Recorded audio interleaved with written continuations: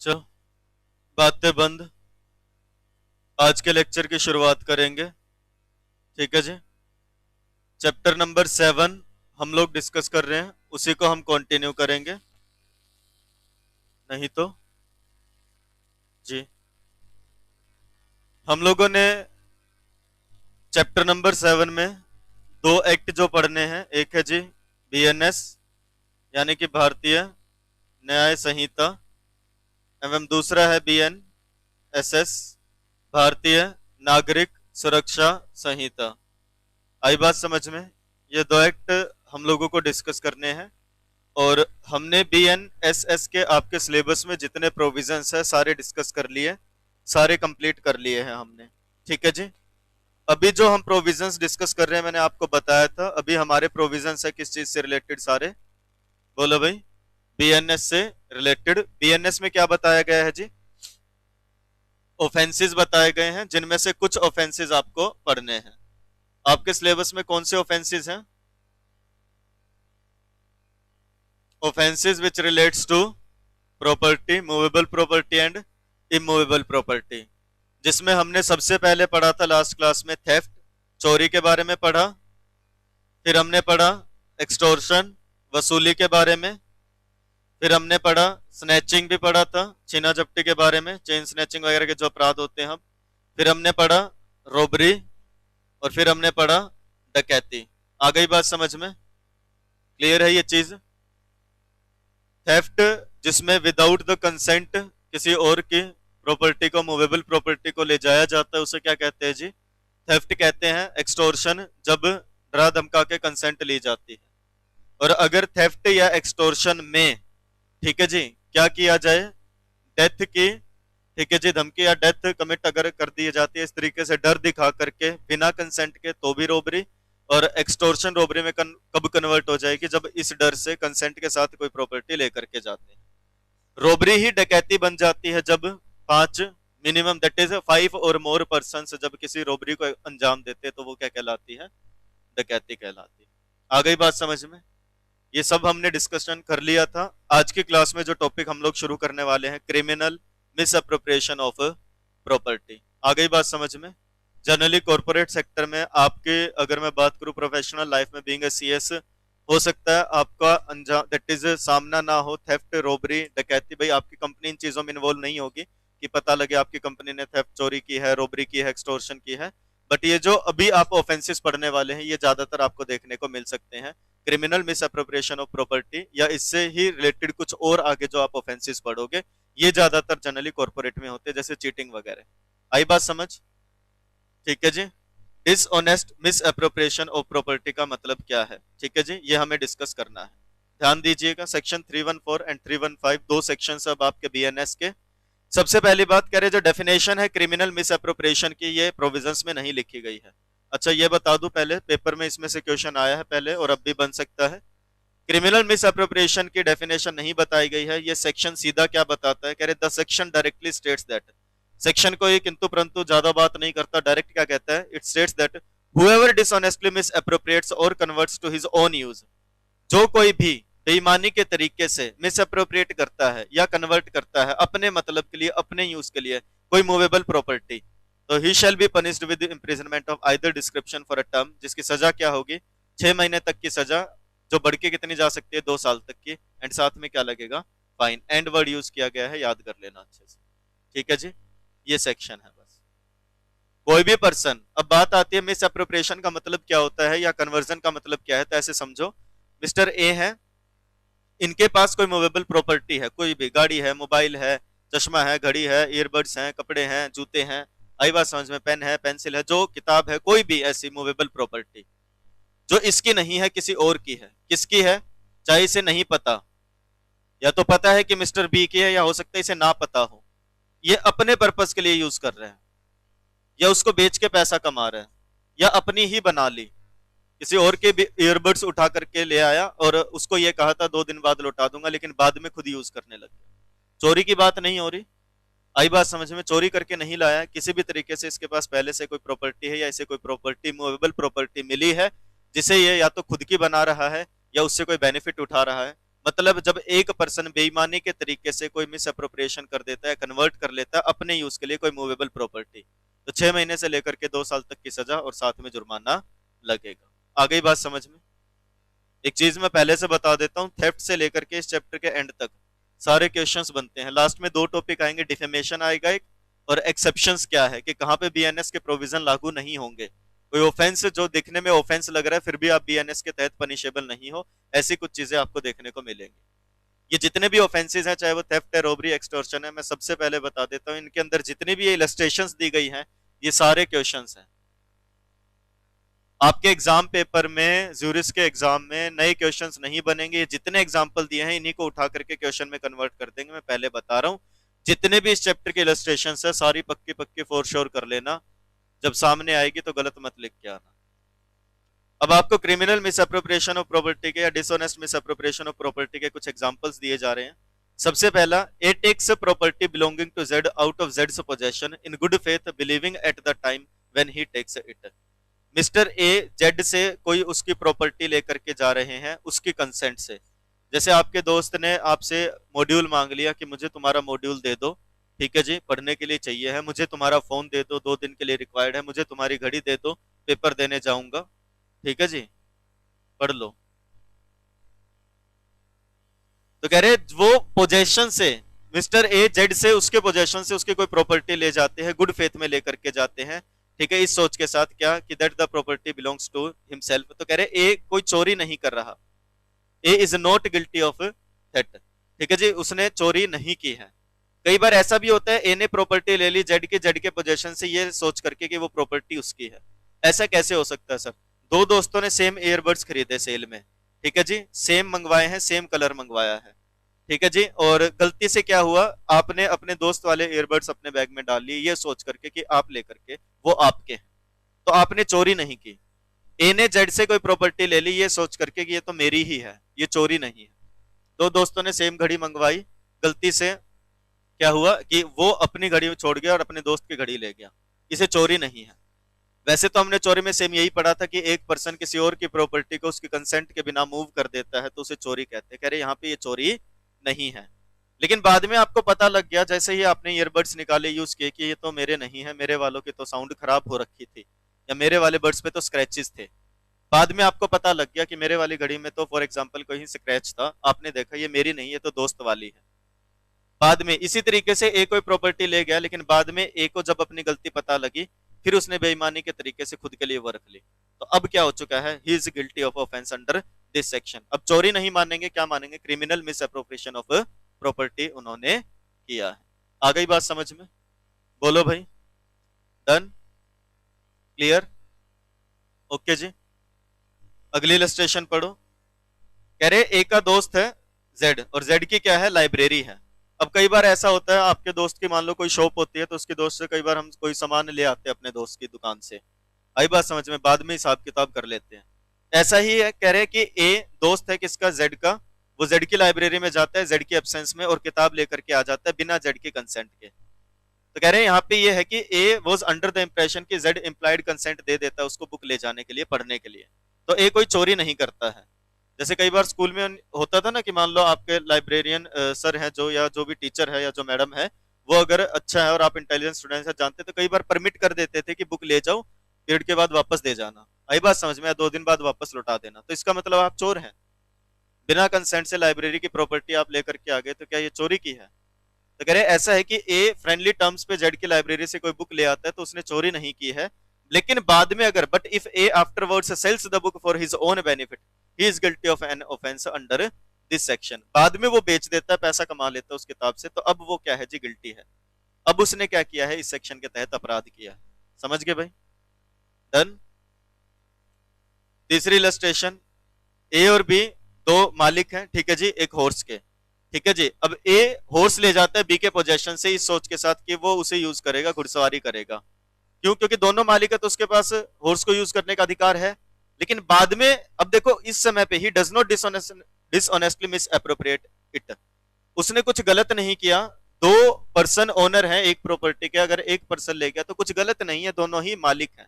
But अगर बाद में if A sells the horse and appropriates the whole proceeds to his own use, he is guilty of an offence under this section. लेकिन बाद में वो source को cell कर देता है, उससे कोई और पैसा अर्न कर लेता है, तो अब क्या है, उसे माना जाएगा कि उसने अपराध किया है इस सेक्शन के तहत। समझ गए भाई? बोलो भाई। डन? क्लियर ये चीज? एक्सप्लेनेशन दी गई है। कह रहे dishonest misappropriation for a time only is a misappropriation with in the meaning of this section. ठीक है, एक डिसऑनेस्ट मिसअप्रोप्रिएशन अगर कर दी जाती है तो उसे मिसअप्रोप्रिएशन माना जाता है इस सेक्शन के तहत, यानी कि अपराध माना जाता है। और एग्जांपल पढ़ लो। कह रहे इस चीज का एग्जांपल दे रहे, कैसे? एक को एक गवर्नमेंट प्रोमिसरी नोट मिला जो जेड का था, लेकिन उस पर ब्लैंक एंडोर्समेंट थी, मतलब उस पर किसी का नाम नहीं लिखा था। अब ए को ये पता लग गया कि ये नोट किसका है, जेड का है, परंतु उस पर नाम नहीं लिखा। तो ए ने क्या किया, उसको बैंक के पास प्लेस कर दिया सिक्योरिटी के तौर पे और लोन ले लिया, इस सोच के साथ कि बाद में लोन चुका करके मैं नोट वापस ले लूंगा। और मान लो ये कर भी देता है कि बाद में लोन चुका देता है, नोट वापस ले लेता है और जेड को लौटा देता है, तो भी गलत है। एक बार ए हैज कमिटेड है N offence under this section, आपने बिना परमिशन के किसी के, अब उसने क्या किया, लोन ले लिया, उसको खुद की कोई प्रॉपर्टी सिक्योरिटी के तौर पे नहीं देनी पड़ी, यानी कि आपने किसी और प्रॉपर्टी का यूज किया है किस तौर पे, सिक्योरिटी दिखाने के तौर पे। आई बात समझ में? तो भी क्या है जी, ये गलत है। समझ गए? बोलो भाई। क्लियर है क्या? डन? एक्सप्लेनेशन 2 देखो क्या लिखा, person who finds property note in the possession of any other person. कह रहे एक पर्सन, अब मान के चलो फॉर एग्जांपल ये स्टूडेंट एक रास्ते से जा रहे हैं, ठीक है जी, इनको एक प्रॉपर्टी मिल गई जो किसी के पोजेशन में नहीं है, और ये उस प्रॉपर्टी को ले गया उसको प्रोटेक्ट करने के लिए। भाई मान के चलो ये रास्ते से जा रहा था, ठीक है जी, भेलपुरी खा रहा था, ठीक है, और इसको एक मोबाइल फोन मिल गया यहाँ, ये मोबाइल को उठा करके ले गया कि यहाँ पे तो ठीक है जी, ये मोबाइल कोई तोड़ देगा, कोई और ले जाएगा, मैं इसको क्या कर लेता हूँ, घर ले जा करके रख लेता हूँ, चार्ज वार्ज करूंगा, फोन आएगा तो फोन उठाऊंगा, पूछूंगा हाँ जी किसका फोन है, एड्रेस पूछ के लौटा दूंगा। यानी कि ये पर्सन, ठीक है जी, क्या करते हैं, उस मोबाइल फोन को ले जाते हैं प्रोटेक्ट करने के लिए, रिस्टोर करने के लिए, ओनर को लौटाने के लिए। तो कह रहे हैं यहाँ पे ये डज नॉट टेक और मिस अप्रोप्रिएटेड डिसऑनेस्टली, और ये इस सेक्शन के तहत इस ऑफेंस के गिल्टी नहीं है। लेकिन but he is the guilty of the offence above defined, अगर ये मोबाइल ले जाने के बाद, घर पे जाने के बाद इसका मन पलट जाता है, इसको ये लगता है मेरे पास तो पुराना सा फोन है, स्क्रीन टूटी हुई है, मैं इस फोन को खुद रख लेता हूं, ठीक है, तो जिस समय ये मोबाइल को उठा करके ले करके आए उस समय बेईमानी नहीं थी मन में, तो ये इस सेक्शन के तहत ऑफेंस नहीं कर रहे, लेकिन बाद में ये गिल्टी माने जाएंगे अगर ये अप्रोप्रिएट कर लेते हैं अपने यूज के लिए, जब इनको पता लगता है, व्हेन ही नोज और has the means of discovering the owner.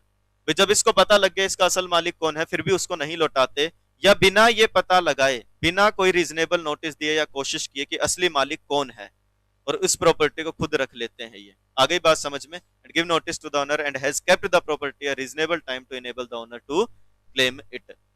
ठीक है जी, तो इस सेक्शन के तहत अपराध माना जाएगा अगर इनका मन बाद में बदल गया। हाँ मान के चलो फॉर एग्जाम्पल इनको कोई, अब फॉर एग्जाम्पल ये सेम वही एग्जाम्पल, इस रास्ते से जा रहा था, ठीक है जी, भेलपुरी खा रहा था और इसे यहाँ संतरे मिल गए, ठीक है जी, एक थैली पड़ी है जिसमें संतरे रखे हैं, ठीक है जी, ये ले गया उठा करके, 1 दिन 2 दिन 3 दिन 4 दिन इंतजार किया, कोई नहीं मिला, ना पता लगा, अब ये डिस्ट्रॉय हो जाएंगे, इसलिए इसने क्या किया, इनको यूज कर लिया, खा लिया इनको। अब इसने क्या नहीं किया, अपराध नहीं किया है, रीजन बिंग इसने रीजनेबल टाइम वेट किया था, इसने वेट किया कि कोई पर्सन इनको क्लेम कर ले। ठीक है जी, डन? डन भाई? तो यही लिखा है कि अगर अपने पर्पस के लिए यूज करता है, इसको ये पता होते हुए कि ये ढूंढ सकता है ओनर को, या ढूंढने की कोशिश किए बिना इसने क्या किया, मिस अप्रोप्रिएट कर लिया। अब रीजनेबल मींस क्या है, रीजनेबल टाइम क्या है, ये तो क्वेश्चन ऑफ फैक्ट है। मोबाइल मिला तो 2 महीने भी वेट करना पड़ सकता है, ठीक है जी, कोई फ्रूट्स या कोई ऐसी आइटम मिली है जो जल्दी खराब हो सकती है, तो वहां पे रीजनेबल टाइम कम हो जाएगा। आई बात समझ? बोलो भाई। ठीक है जी, इसे फॉर एग्जाम्पल मोबाइल मिला है 70,000 रुपए का, इस चीज के लिए इसने 10,000 रुपए खर्च कर दिए ढूंढने के लिए, रीजनेबल है। इसे मिली है कोई 100 रुपए की चीज, उसके लिए 10,000 रुपए खर्च करे ढूंढने के लिए, रीजनेबल नहीं। तो कह रहे डिपेंड करता है क्या रीजनेबल टाइम है, क्या रीजनेबल सोर्सेज है, क्या रीजनेबल तरीके हैं, ये सब तो डिपेंड करता है किस चीज पे, it totally depends upon case to case. Clear भाई? बोलो भाई। अच्छा, जब इसको मोबाइल मिला और इसने अपने पर्पस के लिए इस मोबाइल को यूज करना शुरू कर दिया, तो क्या डिसऑनेस्ट मिसअप्रोप्रिएशन माना जाएगा? इसे तो ये पता ही नहीं कि ओनर कौन है। डिसऑनेस्ट मिसअप्रोप्रिएशन के लिए क्या सामने वाली पार्टी कौन है इसका पता होना जरूरी है क्या? विदाउट नॉलेज भी हो सकता है ना। हाँ, तो it is not necessary that the finder should know who is the owner of the property और that any particular person is the owner of it. It is sufficient क्या if at the time of appropriating it, कह रहे उतना ही काफी है अगर इसको उस समय पे ये पता है ना कि मैं मालिक नहीं हूं, तो कह रहे ये इनफ है। ठीक है जी। If he does not believe it to be his own property और good faith believe that the real owner can not be found. कह रहे इस सेक्शन के तहत अपराध बनाने के लिए जरूरी नहीं है कि इसको पता हो उस प्रॉपर्टी का ओनर कौन है। अगर पर्सन को इतना भी पता है ना कि बस मैं नहीं हूं ओनर, तो वो भी क्या है जी, इतना ही काफी है ऑफेंस बनाने के लिए, इस सेक्शन के तहत अपराध बताने के लिए। डन। कुछ और एग्जांपल्स दिए हैं भाई। ठीक है। A finds a rupee on high road, 1 रुपए का सिक्का मिला, ये नहीं पता किसका है, उठा लिया उस 1 रुपए के सिक्कों को। Here A has not committed the offence defined in this section. A को एक लेटर मिला रोड पे, बैंक नोट है, डायरेक्शंस को कंटेंट्स को देख के पता लग गया कि किसका नोट है, फिर अपने लिए यूज कर लिया, तो ये गिल्टी है इस सेक्शन के तहत ऑफेंस के लिए। समझ गए भाई? आ रही है बात समझ में? यहाँ 1 रुपए मिला, रीजनेबल टाइम वेट किया, यूज कर लिया, ऑफेंस नहीं है। लेकिन यहाँ पे अगर बहुत बड़ी अमाउंट मिलती थी और पता कर सकता है कि किसकी अमाउंट है, फॉर एग्जाम्पल एक ब्लैंक चेक मिल गया, साइन हो रखे हैं, अमाउंट नहीं लिखी हुई, चेक किस बैंक का है वहां जाकर के आप पता कर सकते हो कि ये चेक किससे बिलोंग करता है। ठीक है, फिर आप यूज कर रहे हो तो dishonest misappropriation of property है। समझ गए क्या? बोलो भाई।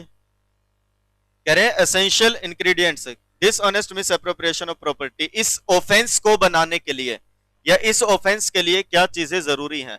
कह रहे डिसऑनेस्टी, बेईमानी जरूरी है। सबसे पहले बेईमानी होनी चाहिए। आई बात समझ में? बीएनएस कहता है जो कोई भी कुछ भी करता है गलत तरीके से फायदा पहुंचाने के लिए एक पर्सन को और लॉस पहुंचाने के लिए दूसरे को, तो उसे ही बेईमानी कहते हैं। आप अपना फायदा निकाल रहे हो दूसरे के नुकसान से, यही तो बेईमानी है। आई बात समझ में? ये बेईमानी है। एंड मिस अप्रोप्रिएशन का मतलब होता है इंटेंशनल, जानबूझ के गलत तरीके से प्रॉपर्टी या फंड्स यूज करना किसी और के अपने लिए या किसी अनऑथराइज्ड पर्पस के लिए। आई बात समझ? बोलो भाई। क्लियर? श्योर क्या? तो कह रहे 314 के तहत ऑफेंस करने के लिए दो चीजें जरूरी हैं। पहला, प्रॉपर्टी का मिस अप्रोप्रिएशन हो या कन्वर्ट हो, एंड दूसरा वो मिस अप्रोप्रिएट या कन्वर्ट करे उसे डिसऑनेस्टली, बेईमान तरीके से। डन? बोलो भाई। क्वेश्चन आ चुका है पेपर में, ये वाला क्वेश्चन आ चुका है पेपर में। ठीक है, 3 अलग अलग केस लो दिए गए हैं। पहला केस लो है Bhagiram Dome versus Abardom. It has been held that under section 403 of criminal misappropriation, ठीक है जी, ये आईपीसी का सेक्शन है, अब बदल चुका है, आपको नए सेक्शन याद करने। क्या लिखा है? क्रिमिनल मिस अप्रोप्रिएशन होता है कब? Even when the possession has been innocently come but where by subsequent change of intention और from the knowledge of some new fact which the party was not previously acquainted, the retaining becomes wrongful and fraudulent. कह रहे आप शुरुआत में good intention से लेकर के आए कोई प्रॉपर्टी, या आपके पास कोई प्रॉपर्टी आई है इनोसेंटली, लेकिन बाद में आपने क्या करना शुरू कर दिया, उसका गलत तरीके से यूज करना शुरू कर दिया, तो क्या माना जाएगा? डिस।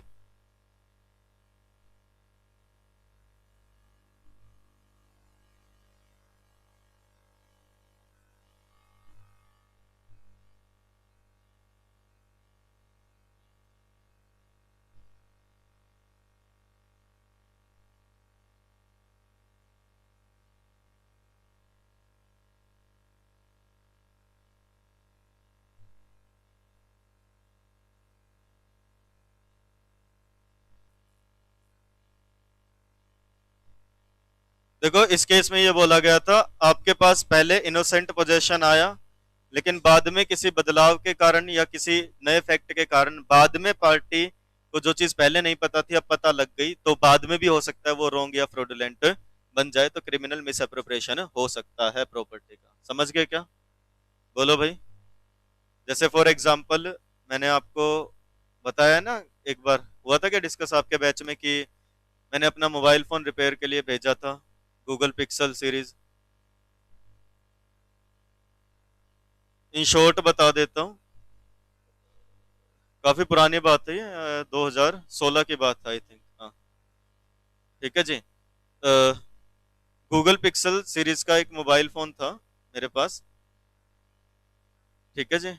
16 या 18 की बात है, 2016 या 99%। तो सर्विस सेंटर नहीं होते तो क्या करना होता है भाई, भाई छोड़ दे, बाद में देख लियो कि 16 था 18 था। हाँ हाँ मेरे को पता है, नहीं आ चुका था, आ चुका था, मेरे को पता है बेटा तू क्या सर्च करने वाला है। ठीक है, आ चुका था, क्लास के बाद चेक कर लियो, ठीक है। पिक्सल 2 था, ले ये भी बता दो बाद में, ठीक है ना, ठीक है जी। सो इसमें क्या होता था, अगर कोई भी इशू आता है तो आप अगर मोबाइल ऑपरेट कर रहे हैं तो मोबाइल से ही सेटिंग्स में जाकर के सपोर्ट में, या आप उनके वेबसाइट से जाकर के सिर्फ क्या करना होता है, कंप्लेंट रेज करनी होती है। वो आपकी मेल आईडी पे 2-3 पेज भेजेंगे, तो आपको ये प्रिंट आउट निकलवाने हैं, अपने फोन को बॉक्स में पैक करना है और ये पेजेस इस बॉक्स पे चिपका देने, बताते भी कौन सा बॉक्स के अंदर रखना और क्या। उसके बाद कोरियर बॉय आएगा, आपके घर से ही मोबाइल ले जाएगा और विद इन 15 डेज रिपेयर होके आ जाएगा जो भी इशू है। तो उस समय पे मैंने जहां रहता था मैंने एड्रेस डाला था भाई, this house number this this this and near this school, ठीक है जी। तो काफी टाइम हो गया, 7-8 दिन हो गए, 9 दिन 10 दिन बीत गए, ठीक है जी। कोरियर आया नहीं वापस, कस्टमर केयर में बात किया तो कहते हैं अंडर रिपेयर है, फिर कहते भेज दिया जी, ठीक है। 15 दिन बीत गए, कहते भाई फ्लड के कारण, मुंबई में फ्लड्स का टाइम है तो रेनी सीजन होता है तो हो सकता है कोरियर आपका पैकेज डिले हो रहा हो। 17-18 दिन हो गए, कहते पैकेज इस कोरियर सर्विस के थ्रू गया है। वहां बात किया तो वो कहते जी विजिट कर लो। वहां जा करके पूछा तो वो उन्होंने बताया कि आपका फोन तो ऑलरेडी 6 से 7 दिन पहले डिलीवर हो चुका है आपको। अब पता किया फिर किस कोरियर बॉय ने डिलीवर किया था, तो उन्होंने बताया भाई आपका हाउस नंबर ये था। हाँ मैंने कहा नियर दिस स्कूल, कहते हैं हाँ, तो कहते स्कूल में दे तो आए, ठीक है जी। उस स्कूल में गए, वहां पता किया तो पता लगा कि हाँ एक पर्सन है और वहां पे वो फी कलेक्ट का काम करते थे आई थिंक। तो इस साइड के स्कूल मैनेजमेंट ने बताया कि हमारे यहाँ भी अभिषेक नाम से एक पर्सन है, ठीक है जी। तो वो उनको डिलीवर करके चले गए। उनसे पूछा तो कहते हाँ आया तो है, ठीक है। तो पूछा भाई फिर आप यूज क्यों कर रहे हैं, कहते मेरा बर्थडे था जी उससे 2 दिन पहले, मेरे को लगा किसी ने गिफ्ट भेजा होगा मेरे लिए, तो वो उस मोबाइल फोन को यूज कर रहे हैं, ये पता होते हुए कि जब मिला उस समय उनको क्या लगा ये कि मेरे लिए है। लेकिन बाद में अगर पता लग गया 5 से 7 दिन बाद भी, ठीक है जी, कि आपसे बिलोंग नहीं करता है ये, ठीक है जी, फिर अगर आप उस चीज को कन्वर्ट कर रहे हो अपनी प्रॉपर्टी में या यूज कर रहे हो डिसऑनेस्ट इंटेंशन के साथ, तो फिर वो क्या हो जाएगा, इस सेक्शन के तहत ऑफेंस बन जाएगा। फिर बात हुई तो उन्होंने बता दिया कि हाँ जी ले जाओ, मैं तो इस, हाँ हुआ कुछ ऐसा था। उनसे पूछा भाई वो फोन का है, कहते उसी से तो बात कर रहा हूँ जी, ठीक है। बाद में लेने के लिए गए, बिना कोई गार्ड, बिना किसी स्क्रीन गार्ड के, बिना कवर के यूज कर रहा है भाई, मस्त, ठीक है। अगर वो ना लौटाए अब मान लो, या वो उसको रख ले मोबाइल को, या उसने सेल कर दिया होता उसको, ठीक है जी, कि बर्थडे गिफ्ट आया बट मेरे को ये नहीं रखना, मैं तो नया लूंगा, बेच आता हूँ इसको, तो फिर क्या हो जाता है, इस सेक्शन के तहत ऑफेंस हो जाता है। तो इस केस लॉ में इसी तरीके से लिखा गया है कि कोई चीज हो सकता है एक पर्सन के पास पोजेशन आया इनोसेंटली, लेकिन बाद में सब्सिक्वेंट चेंज ऑफ इंटेंशन या नॉलेज पता चलने के बाद, कुछ नए फैक्ट जुड़ने के बाद, पहले पता था फिर भी वो उसको रिटेन करता है गलत तरीके से या फ्रॉडुलेंट इंटेंशन से, तो क्या बन जाएगा, इस सेक्शन के तहत ऑफेंस बन जाएगा। आई बात समझ में? इन शॉर्ट सीधी सी बात ऐसे होती है कि कल को अगर कोई प्रॉपर्टी आपके पास है और वो आपकी नहीं है, ठीक है जी, तो criminal miss appropriation of property के चार्जेस लग सकते हैं। अब ये केस था फेवर में, ये वाला है थोड़ा सा अगेंस्ट में। इस केस में क्या था, मोहम्मद अली वर्सेस स्टेट में 15 बंडल मिले थे बिजली के तार के एपिलेंट के घर से, और but none including electricity department claimed that wires were stolen property. अब उसके घर से इलेक्ट्रिसिटी डिपार्टमेंट की वायर्स तो मिल गई, ठीक है जी, लेकिन इलेक्ट्रिसिटी डिपार्टमेंट ने भी ये नहीं बताया था भी मान लो ये चोरी हुई है। लेकिन उस पर्सन के पास evidence on record showed that impugned electric wire was purchased by the applicant from scrap seller. अब जब बात हुई, केस चला, पूछा गया, ठीक है जी, तो पता लगा कि वो वायर उसने एक स्क्रैप डीलर से खरीदी थी। लेकिन अब इलेक्ट्रिसिटी डिपार्टमेंट ये क्लेम कर रहा है कि मान लो ये तो वायर्स हमारी हैं जी, लेकिन इलेक्ट्रिसिटी डिपार्टमेंट ये भी कह रहा है कि हमारे यहाँ चोरी तो नहीं, लेकिन वायर्स हमारी है, और उसके पास कोई प्रूफ है नहीं। तो कह रहे merely applicant not having any receipt of purchase of impugned wire, ठीक है जी, इंपंग्ड का मतलब होता है बेटा जिस चीज पे सवाल उठे हैं। तो कह रहे हैं जो बिजली की तार है, अगर उस पर्सन के पास उसकी रिसीट नहीं है परचेज की, तो it can not be said to be guilty of offence punishable under section 403।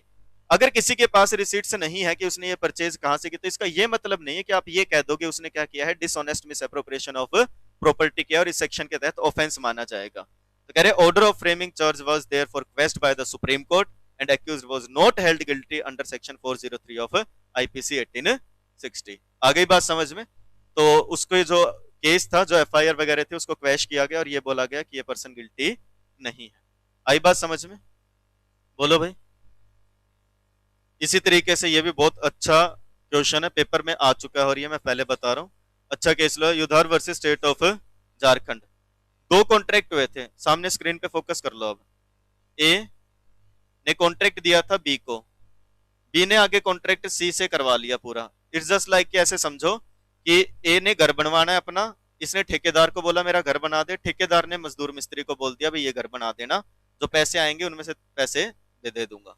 आई बात समझ में? भाई तुम्हें मैं दे दूंगा पैसे, इससे ये ले लेगा पैसे। समझ गए?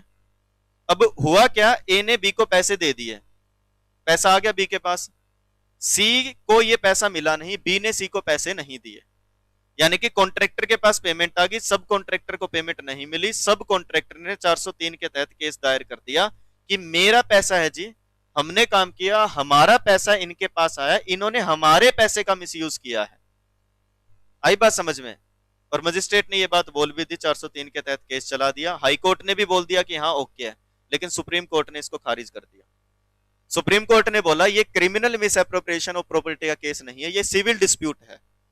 क्यों है? क्योंकि देखो ए और बी के बीच में एक कॉन्ट्रैक्ट हुआ, बी और सी के बीच में एक कॉन्ट्रैक्ट हुआ, तो सी ये नहीं कह सकता कि ए को जो पेमेंट मिली है, ए से जो पेमेंट बी को मिली है वो पैसा सी से बिलोंग करता है।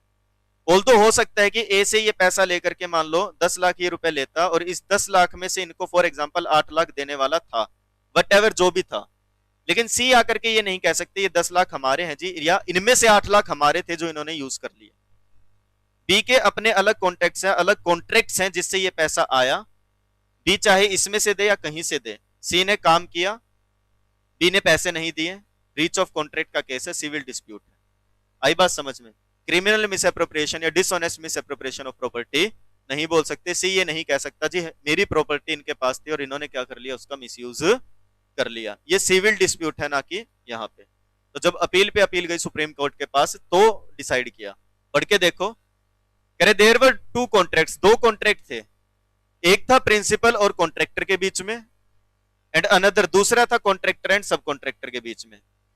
ऑन कंप्लीशन ऑफ वर्क, काम पूरा होने के बाद सब कॉन्ट्रैक्टर ने पैसे मांगे, ठीक है जी। ऑन कंप्लीशन ऑफ वर्क सब contractor demanded money for completion of work and on non payment, जब पैसे मांगे और पैसे ना मिलने पे उसने क्रिमिनल कंप्लेंट दर्ज करवा दी इस एलिगेशन के साथ कि contractor having received the payment from principal, contractor को प्रिंसिपल से पैसा मिला और उसने मिस एप्रोप्रिएट कर दिया मेरा पैसा। मजिस्ट्रेट ने इस केस को सुना और हाई कोर्ट ने भी रिफ्यूज कर दिया क्वैश करने से मजिस्ट्रेट के ऑर्डर को। फिर हाई कोर्ट से जब आगे अपील गई, on appeal to the Supreme Court, it was held that कि matter was of civil nature and criminal complaint was not maintainable and was liable to be quashed. ये तो quash होना ही था order. Supreme court ने ये भी observe किया कि money paid by the principal to the contractor was not money belonging to the complainant, कि प्रिंसिपल ने जो पैसा कॉन्ट्रैक्टर को दिया है, ए ने जो पैसा बी को दिया है, वो पैसा सी से बिलोंग नहीं करता, यानी कि प्रिंसिपल ने जो कॉन्ट्रैक्टर को पैसा दिया है वो सब कॉन्ट्रैक्टर से बिलोंग नहीं करता है, ठीक है जी। Belonging is not belonging to the complainant, that is sub contractor, hence there was no question of misappropriation. समझ गए भाई? डन। 304 सिर्फ इतना ही बताता है कि क्रिमिनल मिसएप्रोप्रिएशन क्या होता है और उसकी सजा क्या होती है। समझ गए भाई? दो सेक्शन है आपके डिसऑनेस्ट मिसएप्रोप्रिएशन ऑफ प्रॉपर्टी के। पहला क्रिमिनल मिसएप्रोप्रिएशन ऑफ प्रॉपर्टी के दो सेक्शन है, 305 एंड 314 एंड 315। आई बात समझ में? 314 बताता है डिसऑनेस्ट मिसएप्रोप्रिएशन ऑफ प्रॉपर्टी, काफी सारे एग्जांपल्स, एक्सप्लेनेशंस, केस लॉज आपने देखे, ठीक है जी। इसी को फर्दर कंटिन्यू करता है ये कह लो, या इसी का एक एक्सटेंडेड वर्जन है, dishonest misappropriation of property possessed by deceased person at the time of his death। मतलब एक पर्सन है, किसी के घर में नौकरी करता है और मालिक मर गया, मालिक के मरते ही इसने क्या किया, मालिक के घर से मालिक की कुछ चीजें उठा के खुद ले गया। आ रही है बात समझ में? या मालिक ने मान लो इसको कोई प्रॉपर्टी दी हुई थी यूज करने के लिए, इसने खुद में कन्वर्ट कर ली। आई बात समझ में? बोलो भाई। किसी का एक्सीडेंट हुआ, ठीक है जी, एक्सीडेंट होने के बाद ये पर्सन इसको उठा करके हॉस्पिटल लेकर के गया, इसने इसका मोबाइल, इसके पैसे, इसकी घड़ी, इसका वॉलेट खुद रख लिया। उस समय पे कोई डिसऑनेस्ट इंटेंशन नहीं है, लेकिन बाद में ये डेड घोषित कर दिया गया। इसको लगा ये तो मर गया, कौन ही बताएगा क्या पैसा था, क्या फोन था, क्या घड़ी थी, इसने खुद ने रख लिया। तो ये और गंभीर अपराध है। डिसऑनेस्ट मिसअप्रोप्रिएशन तो है ही, लेकिन किसी के मरते समय उसकी प्रॉपर्टी उसके पास जो थी उसको आप अपनी प्रॉपर्टी में कन्वर्ट कर रहे हो, ये तो और बुरी बात है, और गलत बात है। तो यही लिखा है, whoever dishonestly misappropriates or converts to his own use any property knowing that, ये जानते हुए कि such property was in the possession of a deceased person at the time of that person deceased या dead, जब वो person मरा उस समय उसके पास थी ये property, and has not since been in the possession of any person legally entitled to such possession, और उस पर्सन से किसी ऐसे पर्सन के पास नहीं गई है जो लीगली एंटाइटल्ड है, यानी कि उसका लीगल हायर है या एजेंट है, उनके पास नहीं गई। तो कह रहे हैं अगर ऐसा कोई पर्सन करता है तो he shall be punished with imprisonment of either description for a term which may extend to 3 years and shall also be liable to fine. आई बात समझ में? ऊपर पड़ा था 2 साल तक की सजा होती है अगर वो पर्सन मिस अप्रोप्रिएशन कर रहा है at the time of death of some other person, तो सजा कितनी बढ़ जाएगी? 3 साल। और कह रहे अगर ऑफेंडर उस समय पे डिसीज्ड पर्सन के अंडर नौकरी करता था, क्लर्क था, सर्वेंट था, फिर सजा कितनी हो सकती है? 7 साल। फिर तो आपने और ज्यादा धोखाधड़ी की है एक तरीके से। आई बात समझ? बोलो भाई। मैंने पहले बता दिया था ये चैप्टर बिल्कुल आसान है, कुछ भी नहीं है इस चैप्टर में, सिर्फ ऑफेंसेस पढ़ने हैं और उनकी सजा याद करनी है। इतना मुश्किल नहीं है, आपने जितना लो पढ़ लिया है, आप लगभग 500 पेज पढ़ के बैठे हैं सिर्फ इस सब्जेक्ट के, आप लगभग 12 से 13 चैप्टर करके बैठे हैं, इतने सारे एक्ट, इतनी सारी लीगल नॉलेज लेने के बाद, इतना सारा लो पढ़ने के बाद, ये बहुत बेसिक सा एक्ट है। आ गई बात समझ में?